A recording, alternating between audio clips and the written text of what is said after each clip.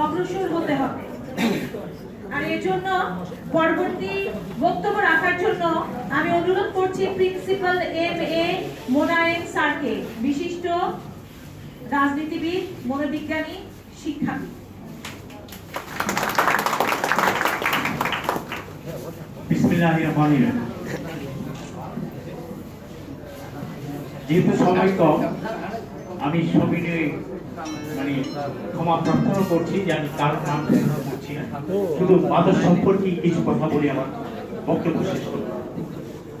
মাদক এটা শুধু বাংলাদেশে নয়, সারা বিশ্বে এটা আতঙ্ক সৃষ্টি করেছে।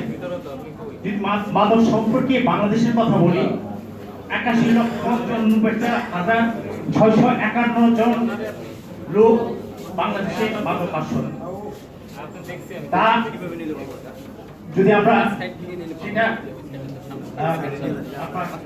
8 থেকে 17 বছর বয়সে 33% লোক শিশুরা মাদক আসক্ত, এবং 59% লোক 18 থেকে 25 বছর বয়স পর্যন্ত।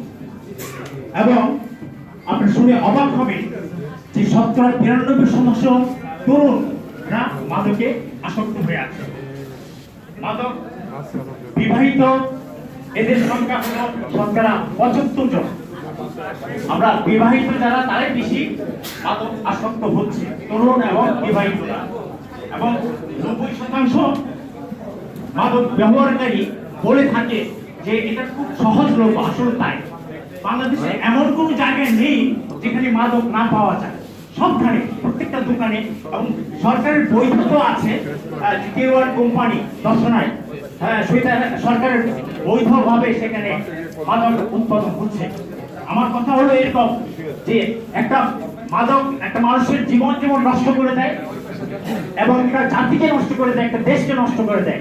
সে মাদক থেকে আমাদের সরে আসার জন্য আমাদের জোরালো পদক্ষেপ নিতে হবে। সেই পদক্ষেপগুলির মধ্যে হবে সরকারের, আমাদের সকলের সচেতনতা ছাড়া কোনোভাবেই মাদককে আপনার নির্মূল করা যাবে না।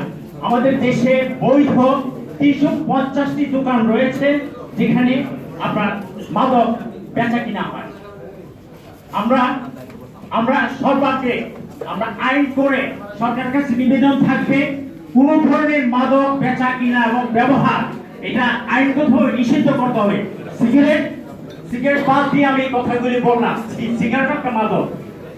সিগারেটের গায়ে লেখা থাকে যে আপনার সিগারেটের লেখা থাকে যে স্বাস্থ্যের জন্য